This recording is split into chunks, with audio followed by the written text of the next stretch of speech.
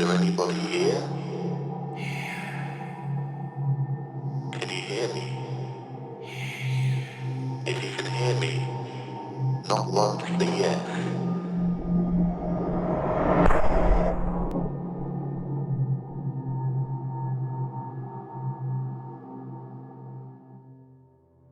Hi, I'm Lil. And I'm Fitz. And you're listening to the very first episode of our brand spangly new podcast, Knock Once for Yes. It's all very exciting. So, Fitz, what have we got on today's episode? Okay, on today's episode, we'll start with a story from James in Northamptonshire, who had a haunted Victorian family home. Ooh. We'll follow that with a story from a World War II bunker, where there was some table tipping and Ouija boarding. Ouija boarding? Is that a word or a sport? I think it's a kind of sport. We'll find out later, but at the moment I'm thinking it's somewhere between bodyboarding and surfboarding. Or possibly a word you accidentally just made up. But moving on. Moving on, we also have a local legend around a haunted Dutch doll. Yes, we do. Creepy dolls. But first, as this is the first episode, you probably want to know a little bit about us and what got us into the paranormal in the first place. So, well, we love the paranormal and we love nothing better than a good ghost story. So we really just want to share those with you. And the first thing I think we'll do is share a couple of ghost stories about what got us into the paranormal. So, Fitz, you first. Okay, well, I've thought about this long and hard, and it's possibly not my first experience, but it's possibly one that stuck with me the longest. Mm-hmm. It was many years ago, when I must have been about 13, 14. Knee-high to a grasshopper. I was never knee-high to a grasshopper. No, you weren't. You're like 6 foot something, you massive giant. Yes, when I was younger, I was in the summer holidays from school, and being a lazy so-and-so, I tended to get up at sort of 9 or 10 o'clock in the morning, so not exactly the crack of dawn. And first thing I'd do is head downstairs, make myself a cup of coffee. How old were you? 13, 14. You made yourself a cup of... carry on. Is that unusual? Yes. But anyway, back to the story. Okay, back to the story. I was making myself a cup of coffee, and like I say, this has got to have been at least sort of 9:30, 10 o'clock in the morning. And at the time, we were having some work done on our front porch. A friend of my parents was doing the work, and he was quite often there. And I looked through the front door, which was sort of lightly frosted glass at the time, and saw him standing outside, flicked on the kettle to make him a cup of tea, and literally just a second, I was looking at the door, I turned round, the kettle was within arm's reach, flicked it, turned back, and he wasn't there anymore. So I presumed he'd either sort of walked round to the side or just out of view, and I walked up to the front door, which was all of 10 feet away, opened the door, and he's nowhere to be seen. So I thought it was a little bit odd, because he'd practically have had to have sprinted from the door to get out of my field of view in that time. But I just, I brushed it off. It was a builder working on the house. Saw him, and like I said, went to making a cup of tea. And when I went to ask him if he was ready for one, he'd gone. So just went back to whatever it was I was doing. And a couple of hours later, my parents came back. I think they'd popped back for lunch from work, and said, "Oh, the chap working on the porch turned up earlier. He didn't stop. I just, by the time I went to making him a cup of tea, he'd gone." And they both looked at me with pale faces, as if I'd, just told them that, something horrible. And they said, "Really?" I said, yeah, I was here. I just went to make you a cup of tea, but he'd gone by the time I got to the door. They said, "What time was that?" I said, "Oh, about 9:30, 10. They said, No, he didn't. He died this morning." Oh my goodness. And So of course you never would have attributed anything paranormal to that. What until they said that? Until they said that, I wouldn't have thought anything other than he'd popped down to get a measurement and walked off. Yeah, so because you wouldn't have thought of that being a ghost or a paranormal experience. But I mean, that must have been quite a shock when they said. It was when they said. Yeah. I mean, this is the thing. At the time, you tend to, when people talk about ghost stories and things like that, it's always, it terrified me at the moment I saw it, or the hackles raised, and but no, there was none of that. It was literally, if they hadn't have said anything, I'd never have known. No, that's quite poignant, actually. It's it's sad. He was a lovely chap. Yeah, that is sad. And it's just that, you can say, it could have been anyone at the door, or bloody blah, it was frosted glass. It could have been someone else. But there must have been something you recognised about him. Oh yeah, well he always used to wear this beige jumper and a flat cap, and that you could see enough detail through the glass to see, because he was quite close. He was literally in the doorway. Yeah. And so it wasn't like it was just a blurry figure. No. You could see. I presume you know what it's like. All of you know what it's like to look through frosted glass with somebody stood up right next to it. recognise details. You can see quite a lot of detail through it, and I'd be surprised if you didn't recognise someone you knew through it. So when did he? So he died that morning. That morning, yeah. My goodness, that's almost like he just didn't know. He didn't realise what had happened, and he just went to work as normal. It's odd, isn't it? The way it kind of played out in my head. Is that it was like, bollocks, I meant to finish this, I'm never going to get this done. Oh, bless. Okay, wow, that's quite a first experience, or the first experience that really sort of stuck with you. Yeah, like I say, it wasn't the first. I've had others, and we'll get into those perhaps in another episode, but it was the one that really stuck with me the strongest. The most profound one. Yeah, I would say of myself that I'm a skeptic, so I've never sort of... That's the one that really made me question the most. Mm-hmm. There's so many other experiences I've had that have been odd and creepy, or not so creepy. There's another story that we'll get to in another time that is something we regularly saw but wasn't creepy at all.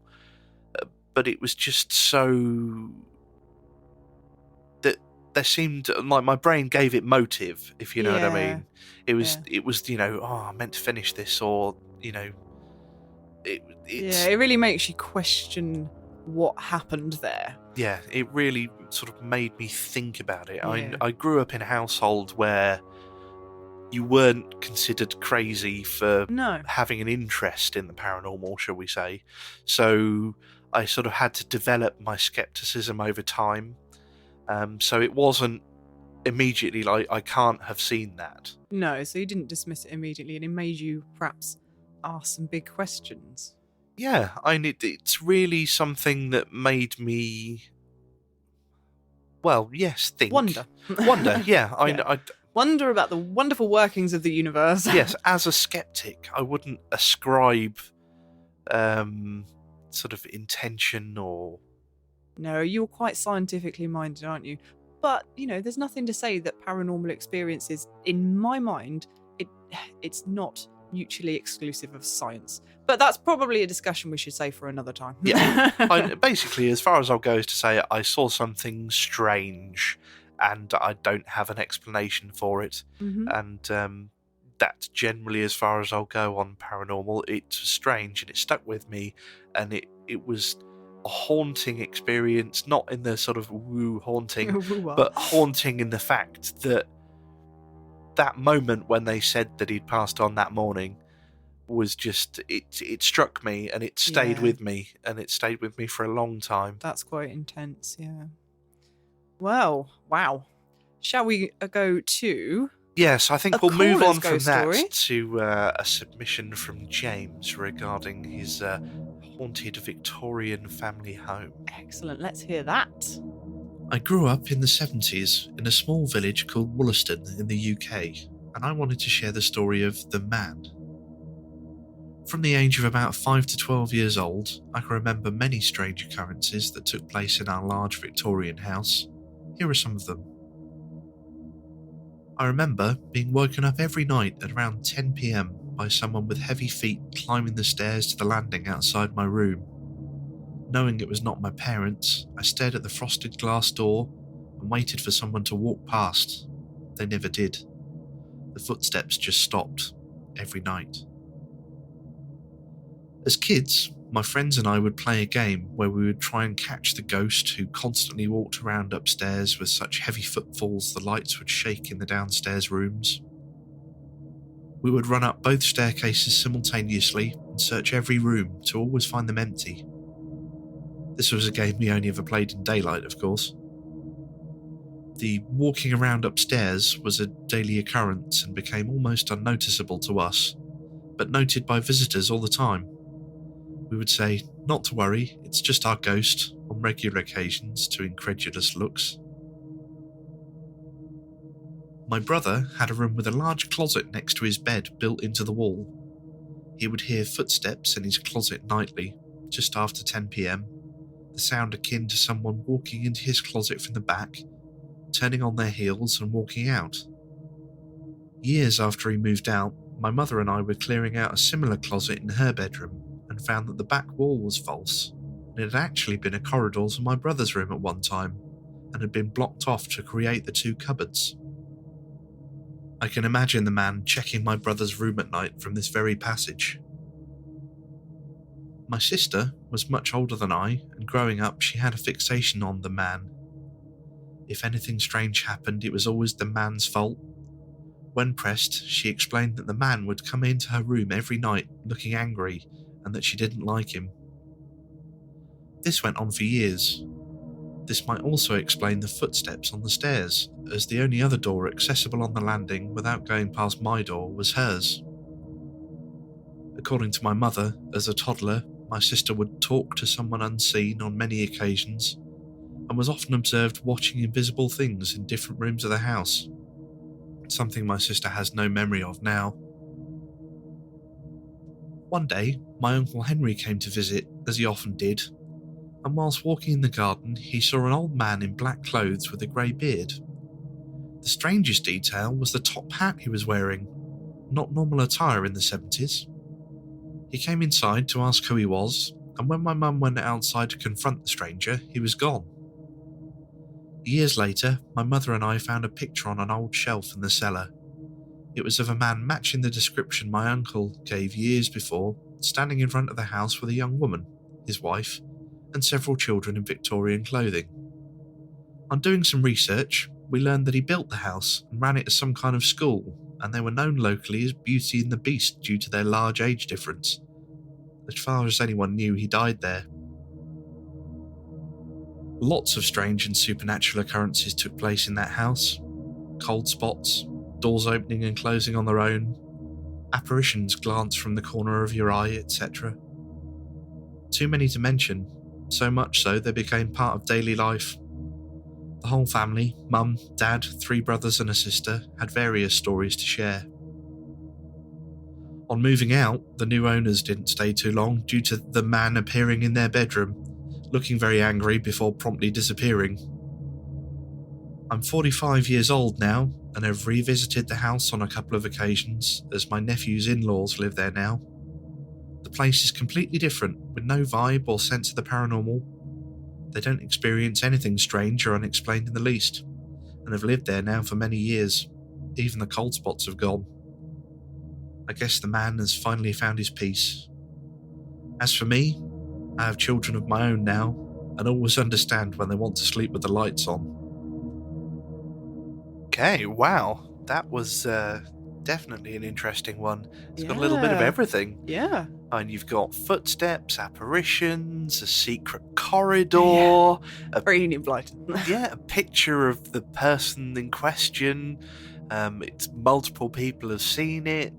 I was about to say it's all very much sort of non-interactive, as in like you're seeing somebody and just hearing still things. going about their business. Yeah, just almost like sort of a video playing out that you're not interacting The with. stone tape theory. Yeah, sort of until deal. of course I just remembered he was saying that his sister was talking to the man when she was younger Yeah. as well. So there was obviously a kind of interactive element to it It'd as be well. interesting to get her side of the story. It would. Perhaps we can ask James if, well, mind you, he did say that she didn't remember it, so Yeah, perhaps she's blocked it out. possibly.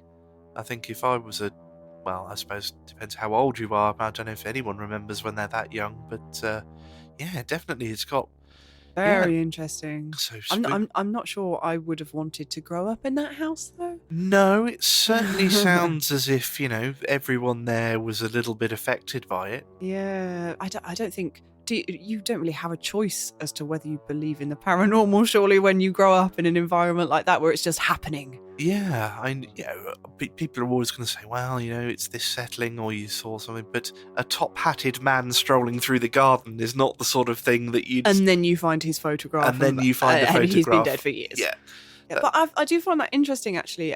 People say to me, I believe in ghosts or I don't believe in ghosts. And I think it's just not really been a question of belief for me.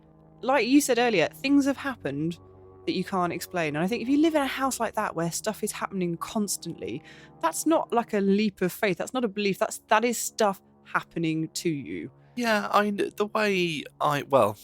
this is probably a bigger discussion that we might need to get into in another episode, but it's kind of what is a ghost. I use the term ghost because it's easier when you're explaining. It gives a sort of a mental picture. The label, really. Yeah, it's just a label, and I don't claim to know what ghosts are. I think in a lot of cases they're probably just, you've misidentified something and your brain's filled in a pattern of a person. But, not all things that I would term ghosts are people that's more or for visual. Isolated incidents, though. I mean, in a situation like this where it's happening all the time, I wonder whether that's not really a question of belief anymore. But that's just my experience with it. I don't tend to say I believe in ghosts. I'm more like you, like stuff has happened to me and it was weird.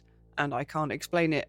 Well, actually, saying that, I suppose it's probably time to get to my story and what got me interested in the paranormal in the first place. To be honest, I've kind of always been open to the idea of the paranormal, and I couldn't really tell you why.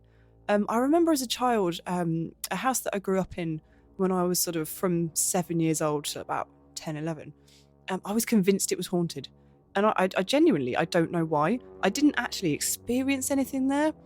It felt creepy. I used to get creepy feelings there, but I really didn't have any proof. I didn't have anything to objectively say, this has happened, therefore it's haunted.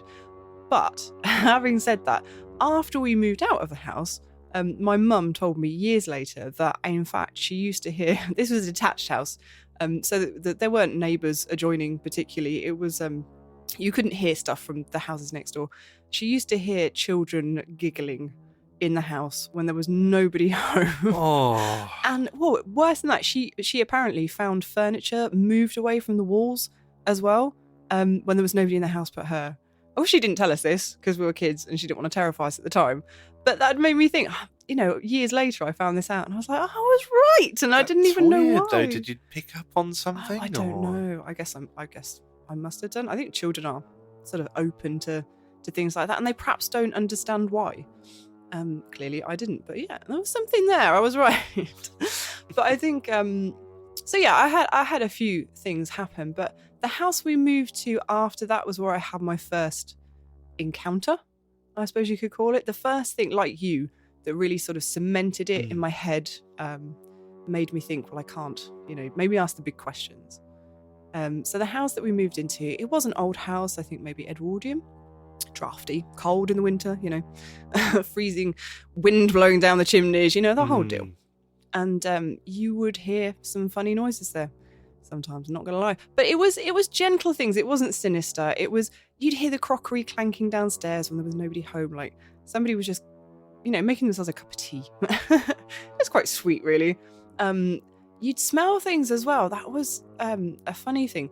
You'd get a really strong whiff of kippers. Not in a horrible way.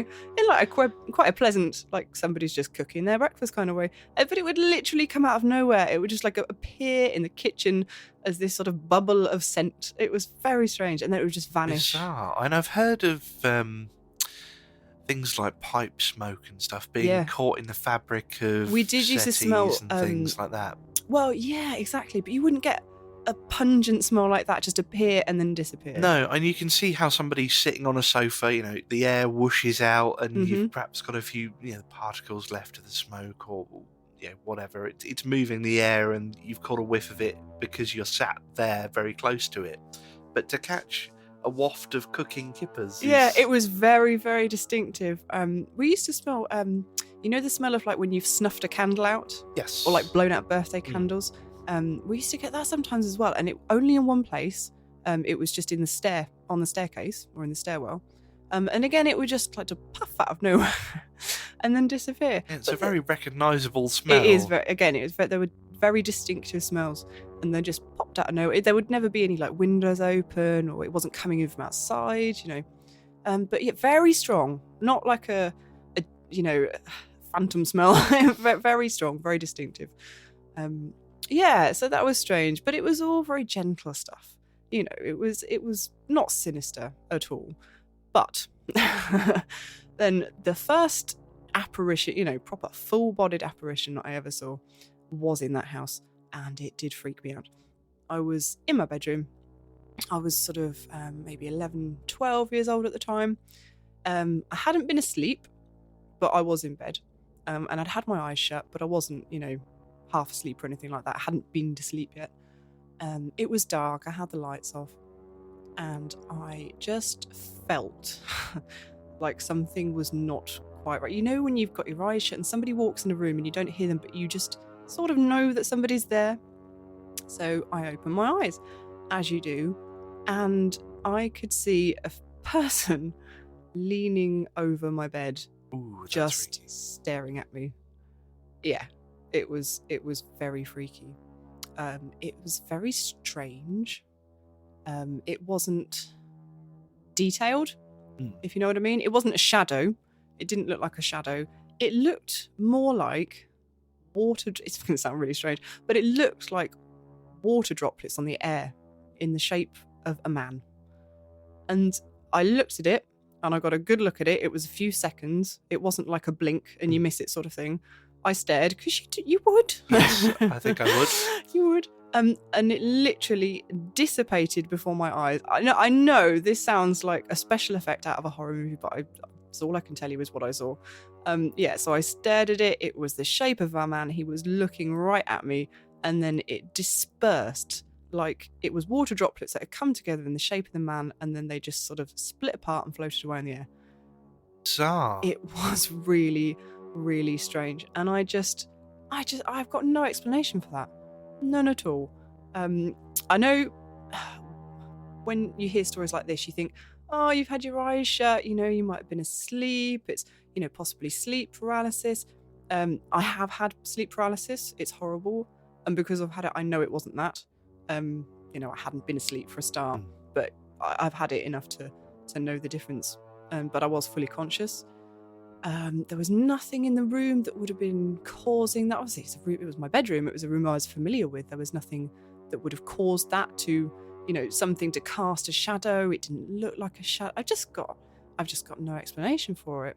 And it did scare me. I'm not surprised. I mean, I was open to the idea of the paranormal. The idea of the paranormal itself didn't scare me, but to open your eyes and see something looming over at you like that, it was scary. I'm not surprised. It would scare me. And I didn't really want to sleep in my bed after that. No, I can see why. And in fact, I got my parents to buy me a loft bed after that. How very practical. So that I wouldn't be on the same level, and it therefore could not happen again because I was sort of 5 foot up in the air. Oh, you've heard it here first. The most practical solution. If you suffer from, you know, suspicious or odd things looming over you in the night, get a loft bed. Yeah, out of harm's way. Problem solved. perfect. That's so practical. I know. That's just, you hear about these people that turn up, they call the priest, or they waft sage around the house, or they get a Native American in Not to me. shaman to sort things out. You're Nope. just like, no, what physical things can I do to prevent this? Get a Loft loft bed bed. so that they cannot physically get above me anymore. Problem solved. That's perfect. I love the practicality of your response to the situation. I am nothing if not practical. Well, with that, shall we hear another ghost story?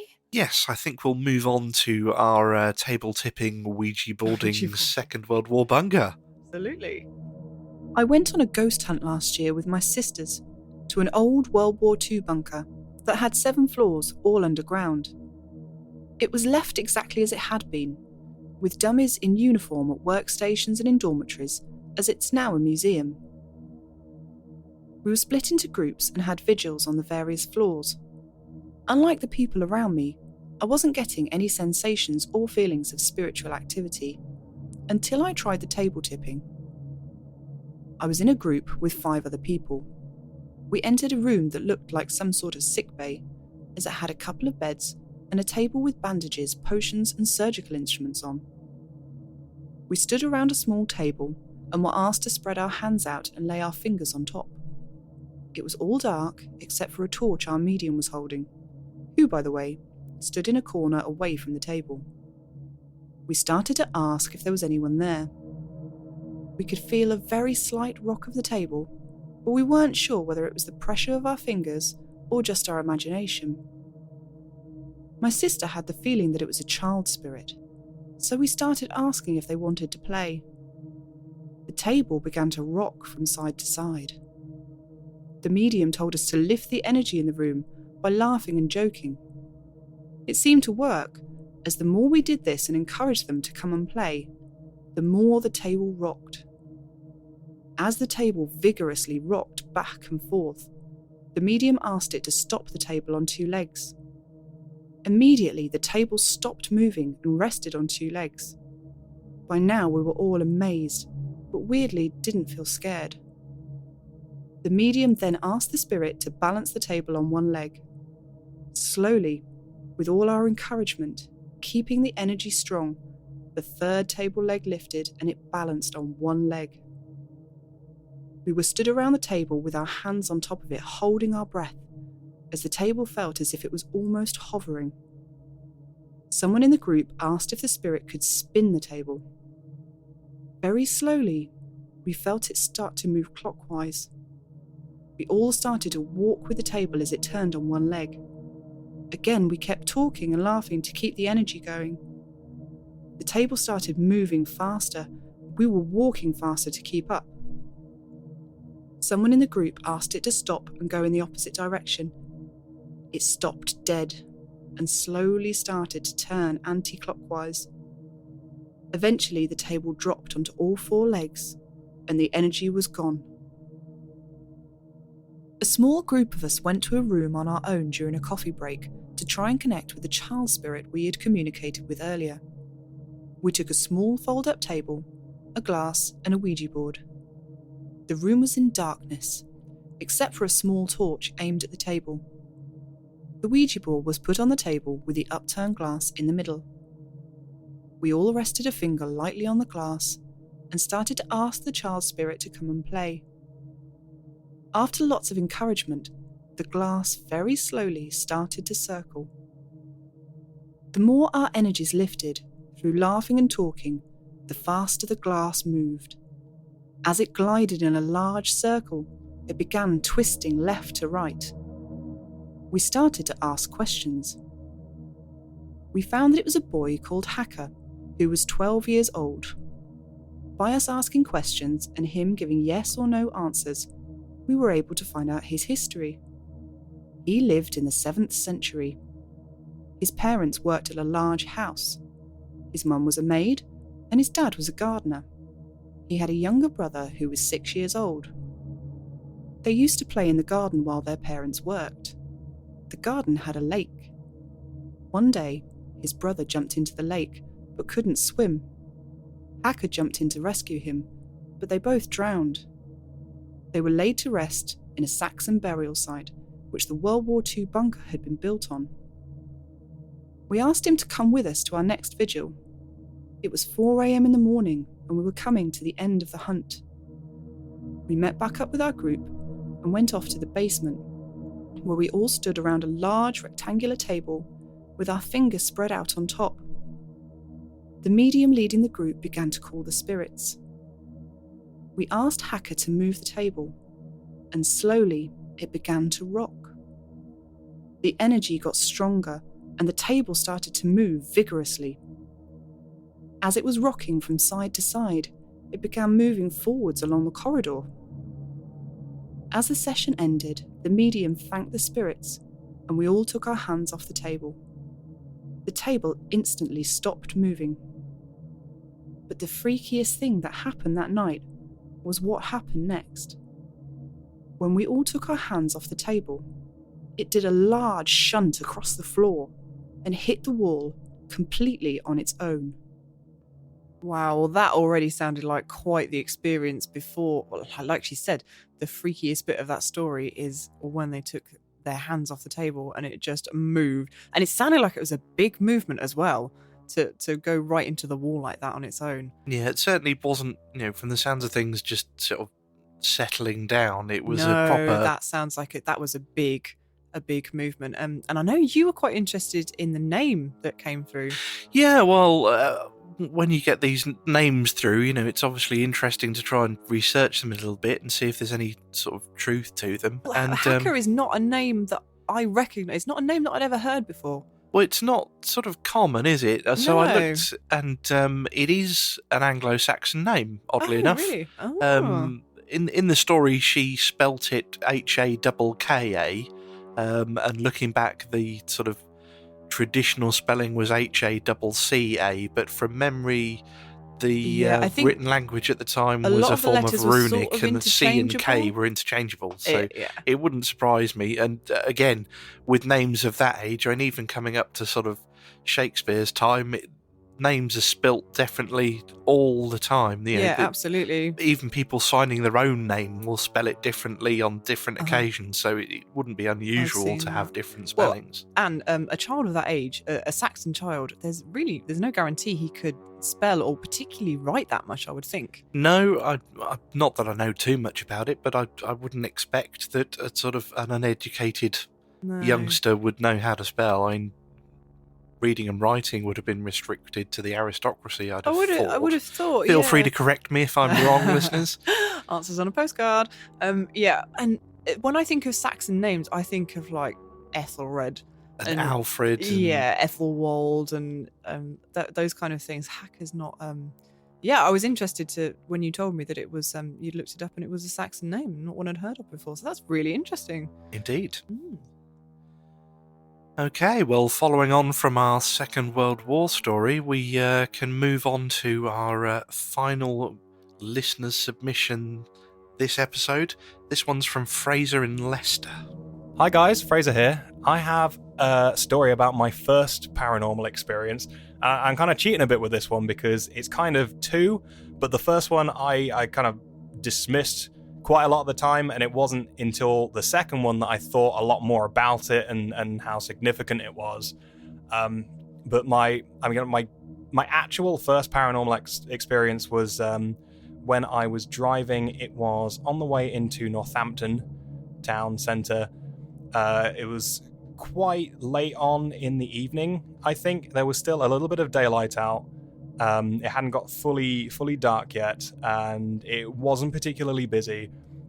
And it was very quick. It was very easy to dismiss, actually, as a paranormal experience, because I was coming off of the slip road, and it's the best way to describe it is that the shape of a person, like a shadow of where a person would have been, just stepped out of the bushes and in front of my car. And honest to God, for like a split second, I thought I'd hit someone, but there was obviously no impact at all. It was just a flash of something like the kind of black space of a person stepping out in front of my car and going straight through it, and it scared me a lot at the time. But then because it was so fast, it just happened like in a flash. It was very easy to dismiss and not really think about it too much.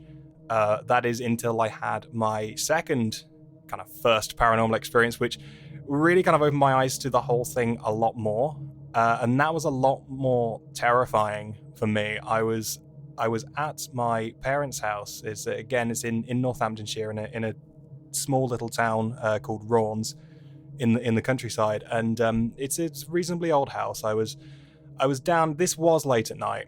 I was down in the kitchen. I was like by the sink, and the sink in that house it has a window that didn't have a curtain on it, so you could see straight outside into it. It's very dark outside. There were no lights. Only the light in the kitchen. You see to a little path that runs outside the window, and not even out of the corner of my eye, just whilst I was just looking straight out of the window, this amorphous white misty blob just kind of floated past right where I was looking, and it just scared me half to death. I mean, I literally ran away. I saw it happen, just kind of float past. I have zero explanation for it. Even to this day, I have literally not a single clue what it possibly could have been.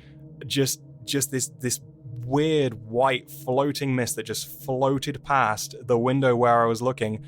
I don't know if it was something directly outside kind of casting a light, because again, it was pitch black outside and the light was on in the kitchen. I don't know whether it was something reflecting in the glass.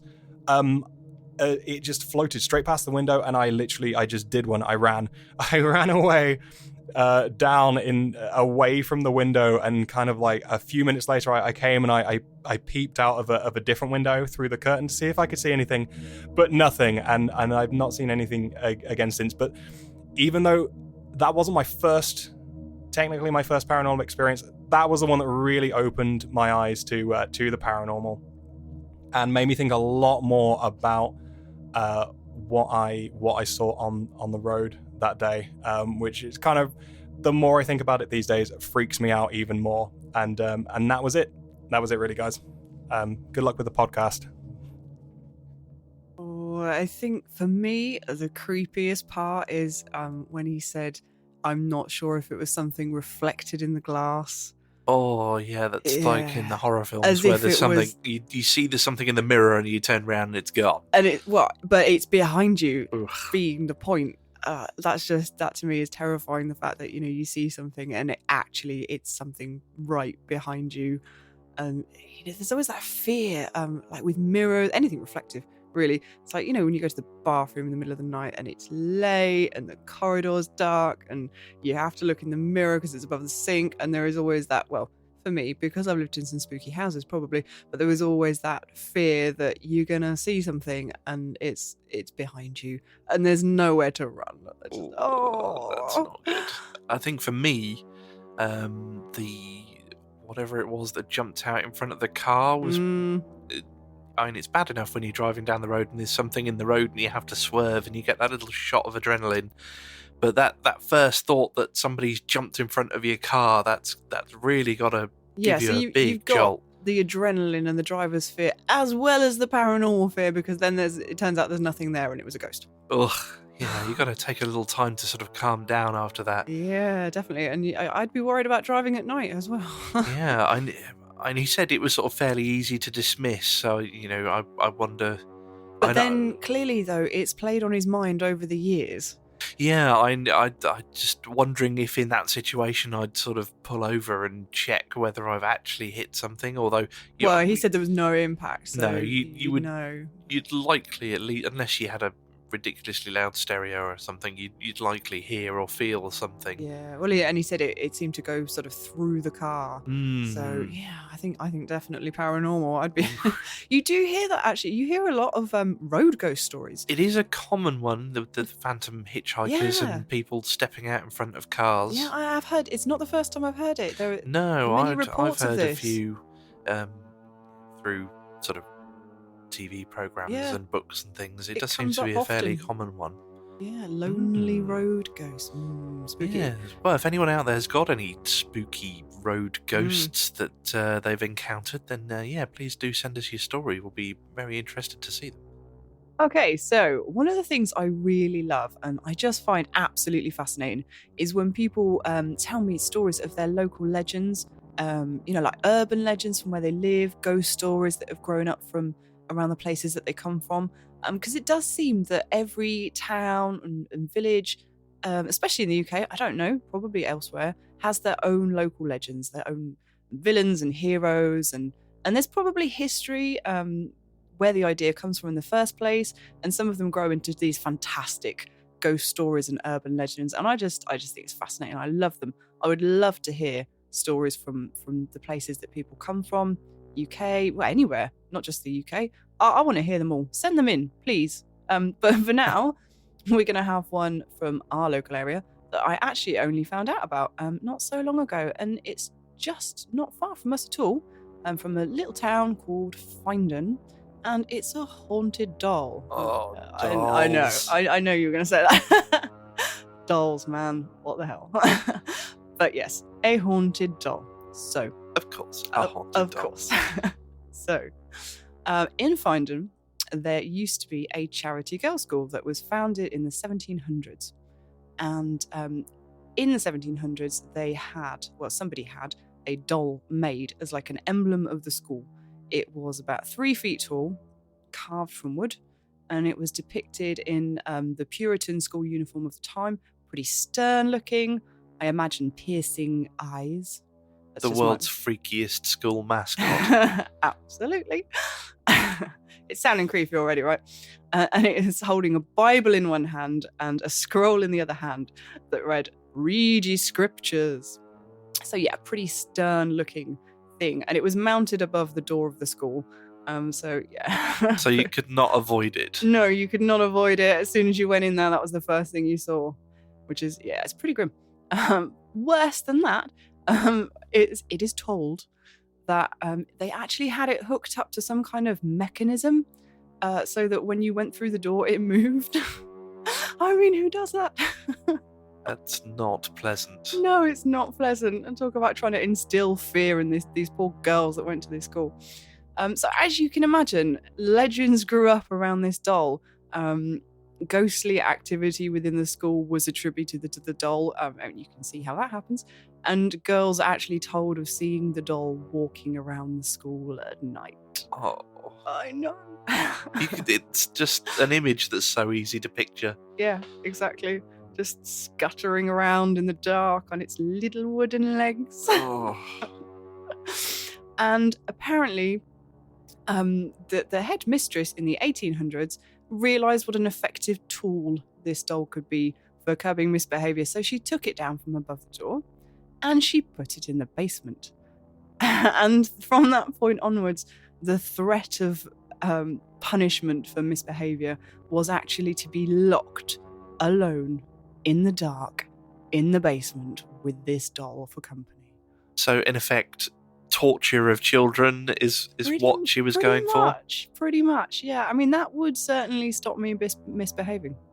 I have to say, I would get very good grades if that was the threat of punishment. I'm imagining basements in the 1800s aren't particularly well lit or dry or, No. particularly comfortable in the first place. No.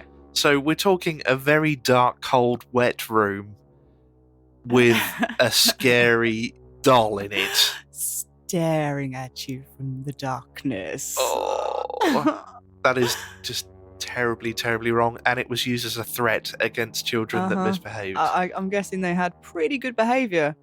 It's got to have been. I would assume it would have been fairly effective. You start messing around. I dare say there was corporal punishment as well at that point. I guess, but to be honest, I think the doll was probably more effective than that. You get a switch and you get a good whacking with that, and it's like, okay, fair enough. I'm a tough young Yeah, but lady. I can handle this. Could you tough out haunted doll in the basement? But anyway, at some point, somebody was so scared of this doll walking around at night that they chopped its feet off. Now that's even worse. It's, Well, it's I think it's kind of doing half a job, to be honest. I mean, if that was me, I'd just set fire to the thing and be done with it. yeah, because now I've got the image of the girl from The Ring, but in doll form, just crawling along the floor, Like, dragging itself along dragging the floor. its useless wooden legs behind Oh, man, you're just making it worse now. it. Worse? Yeah, you're right. I think probably chopping its feet off would just mean it's scuttering around or crawling around in its hat. No, that's definitely worse. What is it about things that, when they're slower, they're more scary? Yeah, like slow zombies. Terrifying.